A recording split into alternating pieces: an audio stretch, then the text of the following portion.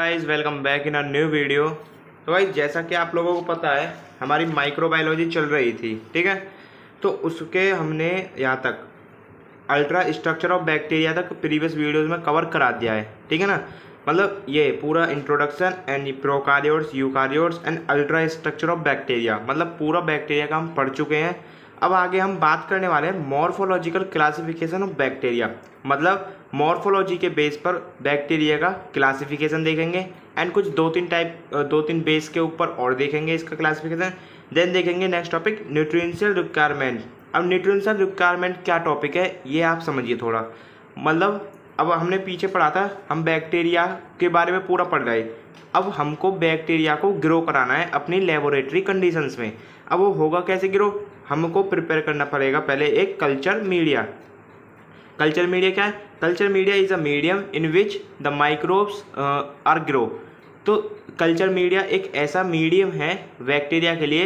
ऐसा समझ लीजिए जैसे आपका घर होता है ना, आपका मीडियम, आप घर में खेलते हो, फूलते हो, बड़े होते हो, तो ऐसे ही एक बैक्टीरिया का एक घर समझ लीजिए कल्चर मीडिया है। उसमें हम सब उसको ज़रूरत की चीज़ें जैसे एसेंशियल जो उसका फूड होगा, उसकी डेली लाइफ होगी एंड उसका जो टेम्परेचर होगा, पीएच होगा, सब मेंटेन करके रखेंगे, देन हमारा बैक्टीरिया ग्रो हो पाएगा, ठीक है ना। तो आगे आप इसको समझोगे अच्छे से। तो आज तीन टॉपिक हम कवर करने वाले हैं, क्लासिफिकेशन, न्यूट्रिएंशियल रिक्वायरमेंट और देखेंगे इसमें कल्चर मीडिया एंड उसके टाइप्स, ठीक है ना। तो अगर प्रीवियस वीडियो नहीं देखे गई तो उनको जरूर देख लेना, क्योंकि बैक्टीरिया के बारे में जब ही नॉलेज होगी जब उनको देखोगे वीडियो को, ठीक है ना। तो हम स्टार्ट करते हैं पहले मॉर्फोलॉजिकल क्लासिफिकेशन ऑफ बैक्टीरिया। तो जैसा कि आपको पता है, बैक्टीरिया हमारा एक प्रोकार्योटिक माइक्रो ऑर्गेनिज्म है, ठीक है ना। Bacteria have a number of shapes ranging from sphere to rod and spiral. मतलब बैक्टीरिया की शेप भिन्न भिन्न यानी कि डिफर कर सकती है, जैसे रॉड हो सकता है, कोई स्पाइरल, स्फीयर, आगे जाके देखने वाले हैं अभी इसको। Depending on shape morphology it can be classified into following groups. मतलब अभी सिर्फ मॉर्फोलॉजी के बेस पर हमने इसको क्लासीफाई करा है एंड क्लासिफिकेशन आप देख लीजिए इसका। हमारे दो टाइप के होते हैं, ट्रू एंड सूडो, एंड एक और टाइप के ये आगे जाके हम पढ़ेंगे, विब्रियोस। बस मॉर्फोलॉजी के बेस पर दो होते हैं, ट्रू एंड सूडो। ट्रू के भी दो आ जाते हैं, कोकाई जिसको हम कोकस भी कहते हैं, एंड सेकंड आता है इसका बैसिलस। जो हमारे कोकाई बैक्टीरिया रहते हैं वो स्पेरिकल शेप के रहते हैं, यानी कि कुछ सर्कल टाइप के, एंड जो हमारे बैसिलस बैक्टीरिया रहते हैं वो हमारे रहते हैं कुछ रॉड टाइप के। देख रहे हो ना, यहाँ पर रॉड है एक, अरे सर्कल है, तो यही। एंड सूडो मीन्स होता है हमारा फाल्स, यानी कि कुछ गलत चीज है उनमें। ट्रू माने एकदम ट्रू, बिल्कुल सही स्ट्रक्चर डिफाइंड है, एंड फाल्स यानी कि कुछ स्ट्रक्चर उसका डिफाइंड नहीं है, वेल डेवलप्ड नहीं है, उसको हम कहते हैं फाल्स। इसमें हमारे आ जाते हैं 5 एक्टिनोमाइसाइड्स, स्पाइरोकेट्स, माइकोप्लाज्म, कैलिमेडाई एंड रिकेट्सी, ठीक है। आगे देखने वाले बहुत हल्का है, अभी आपके समझ में आ जाएगा। तो फर्स्ट स्टार्ट करते हैं हम ट्रू बैक्टीरिया से। ट्रू बैक्टीरिया में भी हमारे दो हैं, जैसे आपको भी ऊपर देख लिया, कोकाई एंड बैसिलस। तो फर्स्ट देखते हैं कोकाई। कोकाई को हम कोकस भी कह देते हैं।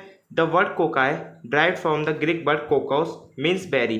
तो ये जो हमारा शब्द आया है कोकाई, वो हमारा आया कोकोस से, जिसका शब्द होता है बेरी। बेरी आपने देखे ना, एक फ्रूट होता है वो सर्कल टाइप का होता है, तो उसीलिए इसको कहते हैं बेरी, उसी शब्द से आया है बेरी, यानी कि गोल शेप का। स्मॉल, स्पेरिकल और ओवल शेप, इनकी जो शेप होती है वो स्मॉल है, मतलब छोटे हैं एज यू नो, स्पेरिकल हो सकते हैं एंड ओवल हो सकते हैं। On the basis of arrangement of individual organism they can be. अब इसको भी हमने फर्दर 6 पार्ट में क्लासीफाई करा है। दोनों सेम ये कोकाई बैसिलस, बस इसकी शेप डिफर हो जाएगी। अभी मैं आपको समझाता हूँ थोड़ा डिफरेंस। देखो, अब यहाँ पर फर्स्ट इसका पार्ट है monococci, then diplococcus, then tetracoccus and streptococcus. आगे देखते हो, मतलब नेम से थोड़ा समझना कि नेम क्या कहना चाह रहा है। इसमें है मोनोकोकाई, मतलब आप समझिए मोनो यानी कि सिंगल, एंड कोकाई यानी कि कोकाई मीन्स एक बैक्टीरिया होगा जो कि सिंगल होगा, एंड बैक्टीरिया कोकाई में कैसे होता है आपको पता है, सर्कल। तो इसमें एक सिंगल बैक्टीरिया होगा, उसको हम कहेंगे मोनोकोकाई, एंड इसका एग्जांपल है मोनोकोकस स्पेसीज, ठीक है ना। तो बस सिंपल नेम से इंडिकेट कीजिए आप। डिप्लो में हो जाएंगे 2, कोकस यानी कि वही सर्कल शेप्ड के, तो 2 सर्कल शेप्ड के बैक्टीरिया एक दूसरे से इंटरलिंक्ड होंगे, उसको हम कह देंगे डिप्लोकोकस। इसका एग्जांपल है डिप्लोकोकस न्यूमोनिया। देन थर्ड आता है हमारा टेट्राकोकस। टेट्रा यानी कि 4, तो इसमें 4 जो बैक्टीरिया रहेंगे वो एक साथ इंटरलिंक्ड रहेंगे। इसका एग्जांपल है गेफाइका टेट्राजेन, ठीक है। अगर एग्जाम्पल भी नहीं याद होते हैं कोई दिक्कत नहीं है, बस थोड़ा स्ट्रक्चर याद करिए, इसका नेम याद करिए। जैसे अब हमारा फोर्थ आता है स्ट्रेप्टोकोकस। स्ट्रेप्टो यानी कि स्ट्रेप्टो यानी कि स्ट्रेप टाइप कुछ, स्ट्रेप यानी कि एक चेन, ये बन रही, देखो चेन बन रही है ना, एंड किससे बन रही है, हमारे कोकाई बैक्टीरिया, जो कोकाई होते हैं सर्कल शेप के, वही है, एक चेन फॉर्म करेंगे यहाँ पर। इसका एग्जाम्पल है स्ट्रेप्टोकोकस लैक्टिस। देन हमारा आता है नेक्स्ट सार्किनोकोकस। सार्किनो यानी कि सार्किनो समझ लिया, क्यूबोइड, जो हमारा क्यूबोइड होता है ना, क्यूबोइड जिसके 8 फेज रहते हैं, वही देखो 4 फेज आगे हैं जो ऊपर से हमको दिखते हैं, एंड 4 फेज इसके नीचे हैं जो हमको नीचे से दिखते हैं, तो मतलब क्यूबोइड की तरह होगा ये, ठीक है ना। सार्किनोकोकस एग्जाम्पल इसका माइक्रोकोकस टेट्राजीना, ठीक है। थोड़ा बैक्टीरिया के नेम देख लेना यार, बहुत अजीब अजीब से हैं, एक बार कोशिश करना हो जाएगा यार। देन आता है हमारा स्ट्रेफाइकोकस। स्ट्रेफाइकोकस में यानी कि स्ट्रेफाई मतलब होता है गुच्छा, जैसे हमारे ग्रेप्स होते हैं ना अंगूर, उनका एक गुच्छा होता है, सेम इसी तरह होता है स्ट्रेफाइकोकस, ठीक है। तो मतलब नेम से आप थोड़ा थोड़ा रिलेट करिए इनको कि नेम क्या कहना चाह रहा है, एंड वही। अब सेकंड पार्ट देखते हैं ट्रू बैक्टीरिया का, जो कि है बैसिलस। सो गाइस नेक्स्ट इसका पार्ट जो है क्लासिफिकेशन में देख रहे थे हम, उसका देन आता है हमारा सेकंड बैसिलाई, जिसको हम बैसिलस भी कह देते हैं। तो दोनों सेम ही है, कुछ अंतर नहीं है, बस वो स्फेरिकल शेप के हैं, एंड ये हो जाएंगे हमारे रॉड शेप के। तो बैसिलाई जो शब्द है डेराइव फ्रॉम ग्रीक वर्ड बैसिलियम। बैसिलियम एक शब्द है ग्रीक वर्ड जो कि जिससे आया है हमारा बैसिलाई। बैसिलियम का मतलब होता है स्टिक, जो हमारी छड़ी रहती है ना, वही रोड शेप्ड के होंगे। In some of the bacilli the length of cells में be equal to the width, and कुछ हमारे ऐसे बैसिलाई होते हैं जिनकी जो इसकी लंबाई चौड़ाई सेम रहती है। Such bacillary form are known as coccobacilli, example brucella. And कुछ हमारे ऐसे बैक्टीरिया होते हैं जो कोकोबैसिलाई होते हैं। कोकोबैसिलाई कहने मतलब एक कोकस होगा और एक बैसिलाई होगा, मतलब ये हमारे कोकोबैसिलाई बैक्टीरिया है, ये बहुत कम देखने को मिलते हैं। एंड देन हमारे बैसिलाई को भी फर्दर क्लासिफाइड किया गया है मोनोबैसिलाई, डिप्लोबैसिलस, मोनोबैसिलस, डिप्लोबैसिलस, टेट्राबैसिलस, स्ट्रेप्टोबैसिलस, सार्किनोबैसिलस एंड स्ट्रेफाइबैसिलस। तो वही हो जाने वाला है जो अभी मैंने पीछे समझाया है। मोनो मतलब सिंगल, बैसिलस यानी कि रॉड शेप्ड का, डिप्लो 2 हो जाएंगे, टेट्रा 4 हो जाएंगे, स्ट्रेप्टो एक चेन लाइक स्ट्रक्चर हो जाएगा, सार्किनो यानी कि क्यूबॉइड, एक क्यूबॉइड की तरह, एंड स्टेफाई यानी कि एक गुच्छे की तरह, ठीक है। तो मतलब ये वाले जो है ट्रू बैक्टीरिया, ट्रू के अंदर 2 आते हैं, कोकाई बैसिलस, कोकाई के अंदर 6 आते हैं, बैसिलस के भी अंदर 6 आते हैं, दोनों सेम ही है। देखो मोनो, डिप्लो, टेट्रा, स्टेफाई, सार्किनो, स्टेफाई सब दोनों सेम है, बस इसमें कोकस लग जाएगा एंड में, एंड इसमें बैसिलस बन जाएगा। अब देखते हैं अपने सूडो यानी कि फॉल्स बैक्टीरिया। एंड गाइस देखो हम मॉर्फोलॉजी के बेस पर देख रहे हैं, तो हम कुछ शेप्स के और बेस पे देख लेते हैं। एक होता है हमारा विब्रियोस, जो मैं पीछे लिख रहा था ना, वही विब्रियोस में जो हमारे बैक्टीरिया होते हैं वो कॉमा शेप्ड के होते हैं, जैसे हम कॉमा लगाते हैं ना बीच में पैराग्राफ जब लिखते हैं, ऐसी कॉमा कह सकते हैं इसको, या कर्व ड्रॉज कह सकते हैं। एक होता है हमारा स्पिरेलाई, स्पिरेलाई यानी कि गूंज देखे आपने स्प्रिंग उसकी तरह। अरे एक होता है स्पायरोचेट्स, स्पायरोचेट्स यानी कि कुछ गूंज होगा फिर आगे लंबा सा हिस्सा होगा, उसको कह देते हैं हम स्पायरोचेट्स। तो ये तो कुछ अलग थे, बट हमारा जो मेन है वो है फॉल्स बैक्टीरिया। इसको देखते हैं। फॉल्स बैक्टीरिया यानी कि कुछ भाई वेल डेवलप्ड स्ट्रक्चर नहीं होगा उसका। फर्स्ट है इसमें एक्टिनोमाइसेट्स। एक्टिनोमाइसेट्स में क्या होता है, ये एक ब्रांचिंग फिलामेंटस बैक्टीरिया होता है। Characteristic shape is due to presence of a rigid cell wall, and इसकी जो कैरेक्टरिस्टिक शेप है आप देख रहे हो उल्टी सीधी शेप है, ये होती है इसकी रिजिड सेल वॉल की तरफ, इसकी वजह से। देखो यहाँ पर ये आप देख रहे हो, ये इसकी सेल वॉल बहुत ज़्यादा हार्ड है, तो इसकी शेप इसलिए ऐसी है, ठीक है। एक्टिनोमाइसेट समझ में आया।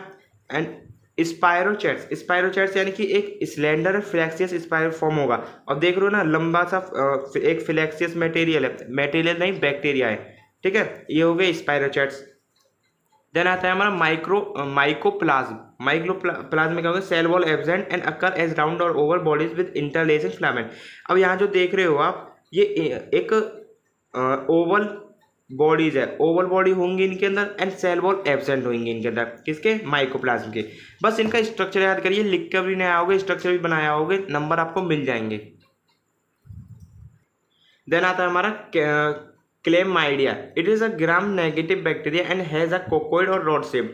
यानी कि ये हमारा ग्राम नेगेटिव बैक्टीरिया होता है एंड ये होता है हमारा कोकोइड या रॉड शेप का, दोनों का हो सकता है। It has a cytoplasmic membrane and outer membrane similar to gram negative bacteria, and इसमें एक साइटोप्लाज्मिक मेम्ब्रेन होती है, जो अंदर का साइटोप्लाज्म होता है ना वही, एंड इसके जो बाहर का एक पूरा सिमिलर होता है ये ग्राम नेगेटिव बैक्टीरिया की तरह। ग्राम नेगेटिव बैक्टीरिया आगे समझोगे आप स्टेनिंग वाले टॉपिक में, ठीक है। एंड लास्ट हमारा आता है रिक्टेशिया। रिक्टेशिया का it is a rod shaped of variably spherical non filterable bacteria. मतलब इसमें जो होंगे हमारे बहुत सारे, जैसे आप देख रहे हो कितने सारे बैक्टीरिया एक ग्रुप बना लेते हैं, तो वही है इसमें बस रिक्टेशिया, यानी कि बहुत सारे बैसिलस बैक्टीरिया एक साथ आ जाएंगे। And most species are gram negative bacteria, and सबसे ज़्यादा स्पीसीज इसमें भी ग्राम नेगेटिव बैक्टीरिया ही आते हैं, किसके अंदर, रिक्टेशिया एंड क्लेमाइडिया के दोनों के अंदर, ठीक है। तो ये तो हमारा हुआ अभी मॉर्फोलॉजी के बेस पर इसका बैक्टीरिया का क्लासिफिकेशन। अब कुछ और बेस पर इसका क्लासिफिकेशन देखते हैं। गाइस अगर 10 मार्क में आता है क्वेश्चन तो तभी लिखना है ये वाले अदर जो हमारे ये हैं बेस पर क्लासिफिकेशन, नहीं तो 7 मार्क्स में वही ट्रू और फॉल्स वाला बहुत है। सेकंड है on the basis of staining. Staining के बेस पर हमारे दो बैक्टीरिया होते हैं, एक होता है ग्राम नेगेटिव एंड एक होता है ग्राम पॉजिटिव। तो आप दोनों को हम अगले नेक्स्ट यूनिट में देखने वाले हैं, जो कि स्टेनिंग है। तो अभी सिर्फ आप ये समझ लीजिए जो ग्राम पॉजिटिव बैक्टीरिया होते हैं उसमें जो हमारी थिक, उसमें जो लेयर होती है सेल वॉल होती है वो थिक पेप्टिडोग्लाइकॉन लेयर की बनी होती है, ठीक है। ये आपने इसका अल्ट्रा स्ट्रक्चर वाले टॉपिक में भी देखा था। एंड जो हमारी ग्राम नेगेटिव बैक्टीरिया होते हैं उसमें बहुत पतली पतली थिन लेयर होती है पेप्टिडोग्लाइकॉन की, ठीक है। नेक्स्ट हमारा on the basis of oxygen. Oxygen के बेस पर दो होते हैं, एक होता है एरोबिक, एक होता है एनारोबिक। एरोबिक यानी कि जो जिनको ऑक्सीजन की रिक्वायरमेंट होती है अपनी नीड, अपने सर्वाइवल के लिए, अपनी ग्रोथ के लिए। एनारोबिक यानी कि उनको कोई ऑक्सीजन की नीड नहीं है अपने सर्वाइवल के लिए, ठीक है। अगर 10 मार्क में आता है इसकी थ्योरी भी आप खुद बना सकते हो, ठीक है ना।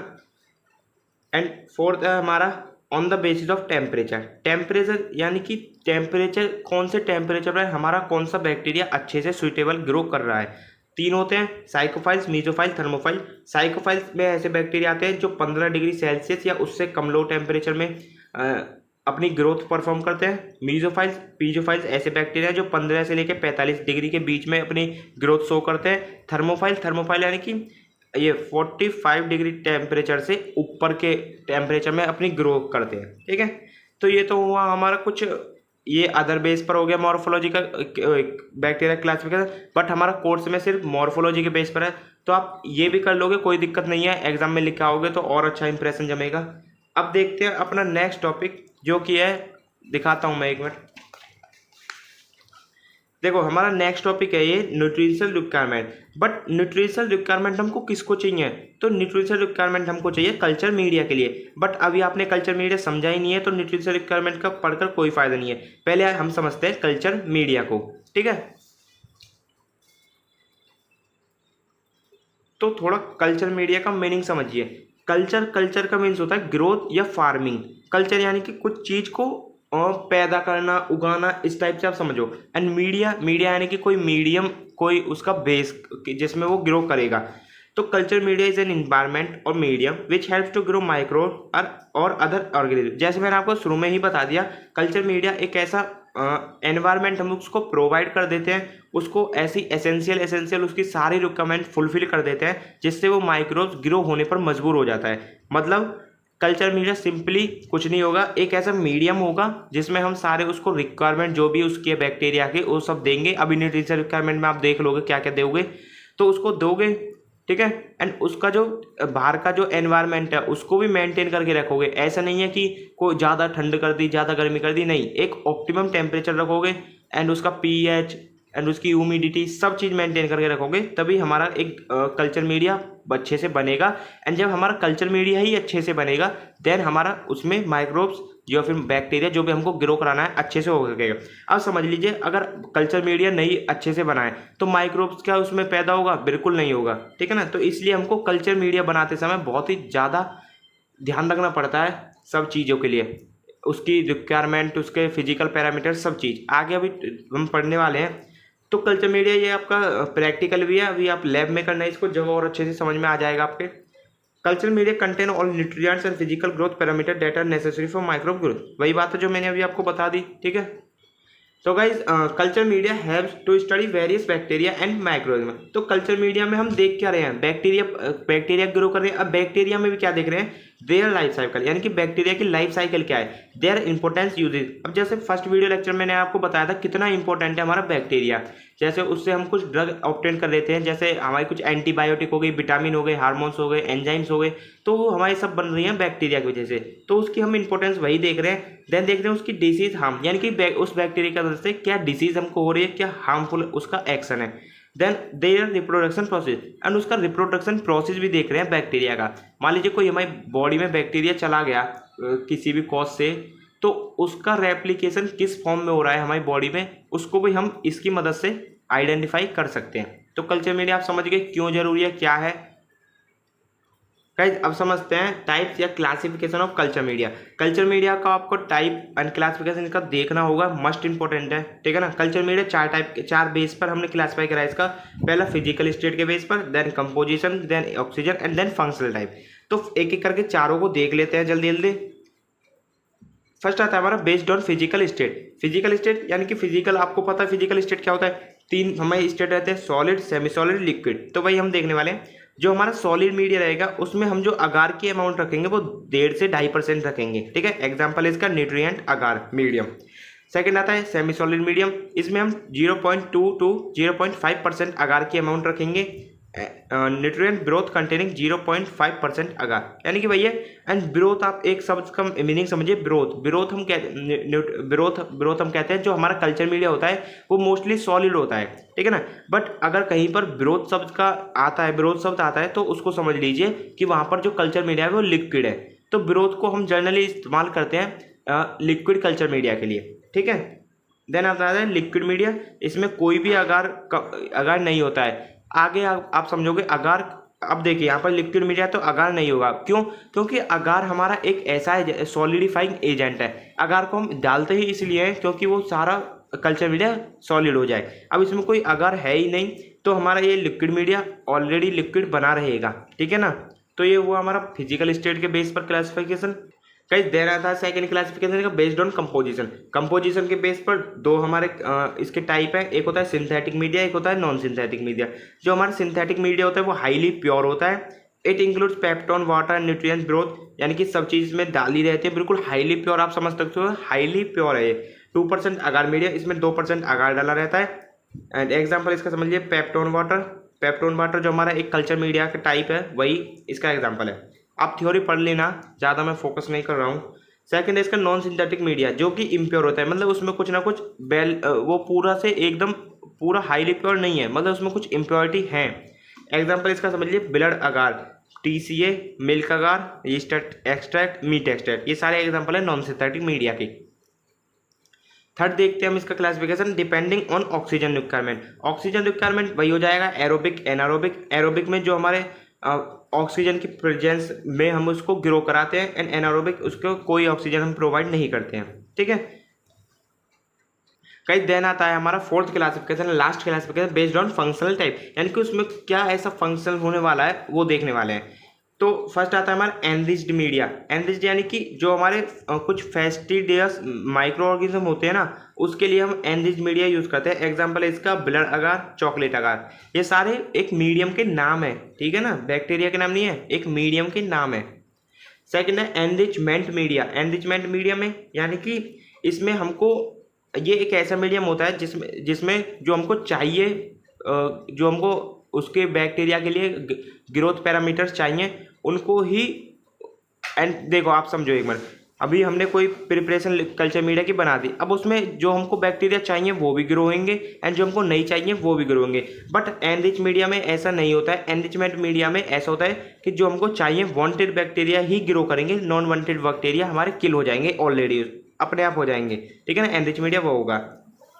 थर्ड है हमारा सिलेक्टिव मीडिया। सिलेक्टिव समझ सकते हो आप, सिलेक्टिव यानी कि कुछ हमको उसकी कंडीशन सिलेक्ट करनी होगी, जैसे उसके pH, टेम्परेचर, गैसियस रिक्वायरमेंट सब हमको एडजस्ट करना होगा एंड उसको एकदम ऑप्टिमम रिक्वायरमेंट की तरह उसको देनी होगी, ठीक है ना।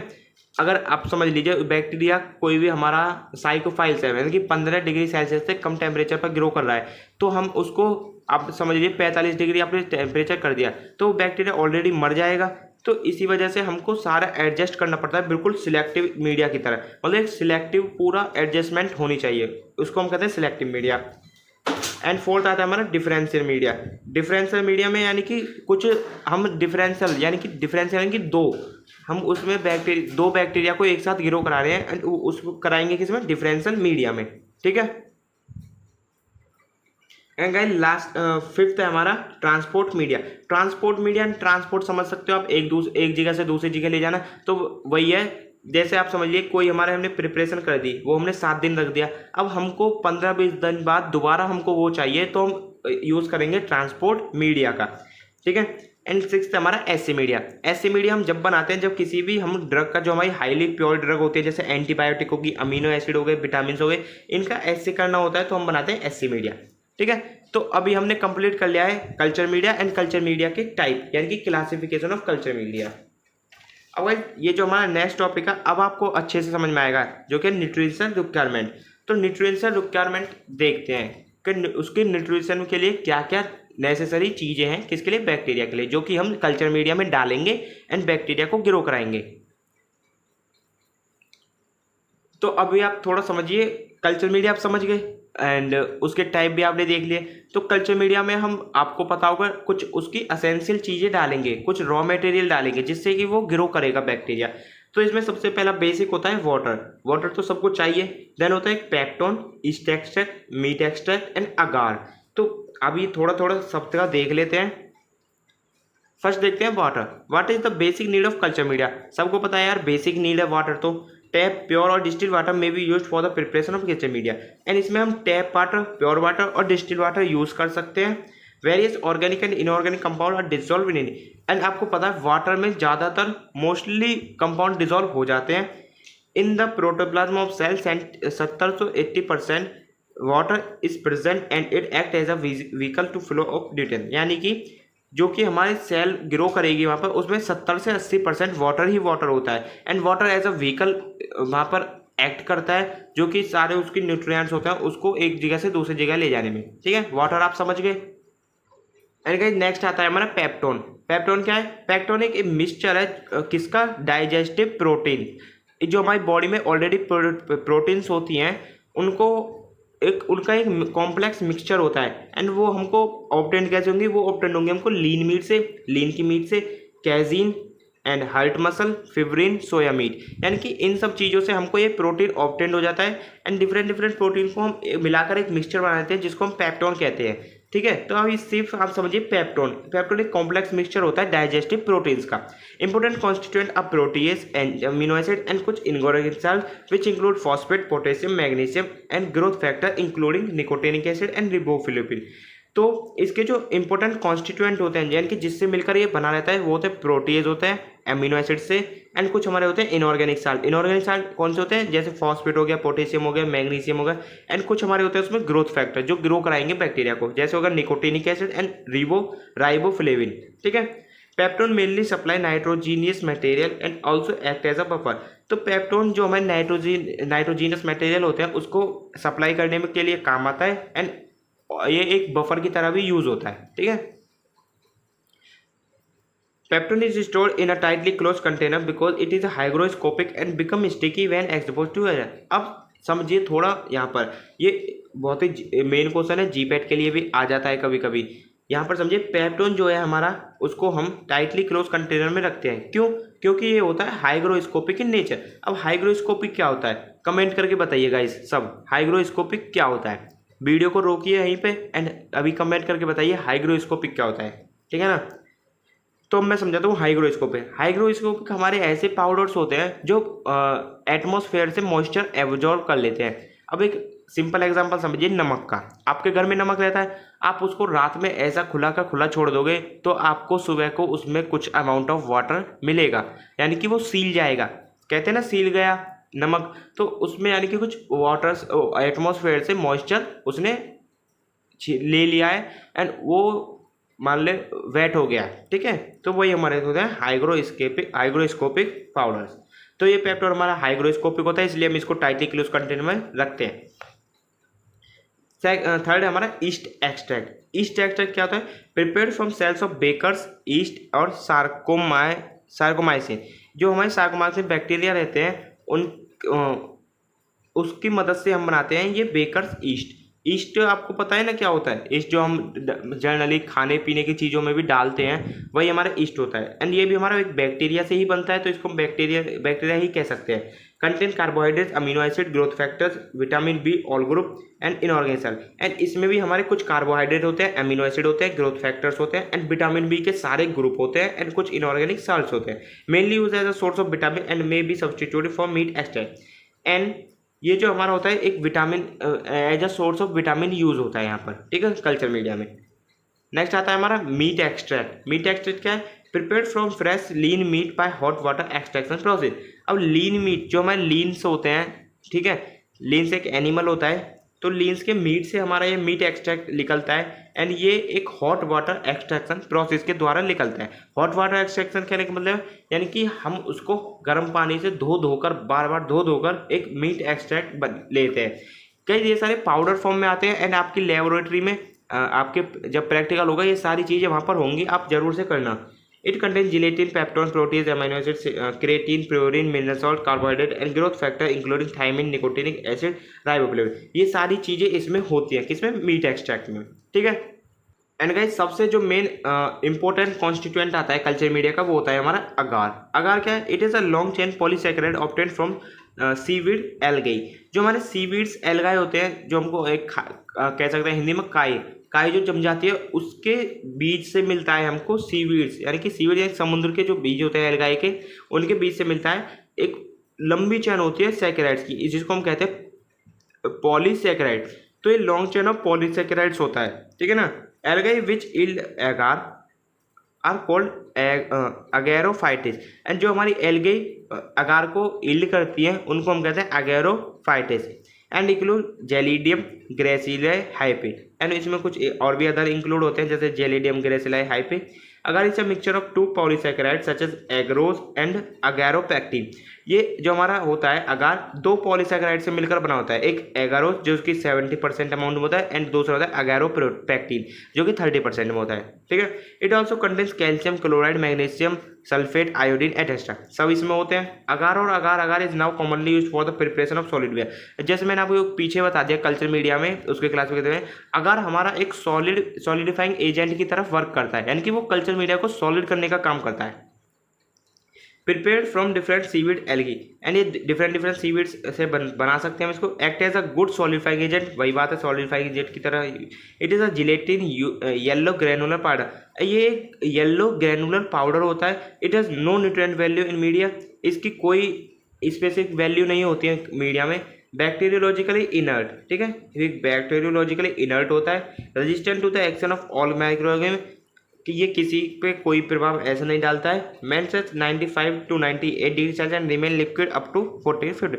अगर ये 40 से 42 डिग्री सेल्सियस तक रहेगा तो ये हमारा लिक्विड में रहेगा, बट नहीं 40 से 42 ये पाउडर फॉर्म में रहेगा। बस इसका जो टेम्परेचर हम हाई करते जाएंगे 95 तक पहुंचा देंगे तो ये मेल्ट हो जाएगा, लिक्विड में बदल जाएगा। ईजिली अवेलेबल है लिक्विड में, यानी बहुत ईजिली मिल जाता है एंड बहुत ही ज़्यादा इकोनॉमिकली है। इकोनॉमिकल यानी कि सस्ता।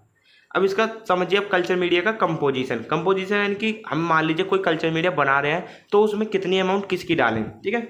सबसे पहले डालते हैं हम ईस्ट एक्सट्रैक्ट, ईस्ट या मीट दोनों में से कुछ भी डाल सकते हैं। तो दोनों की कुछ भी डाल दो, एक डालना बस।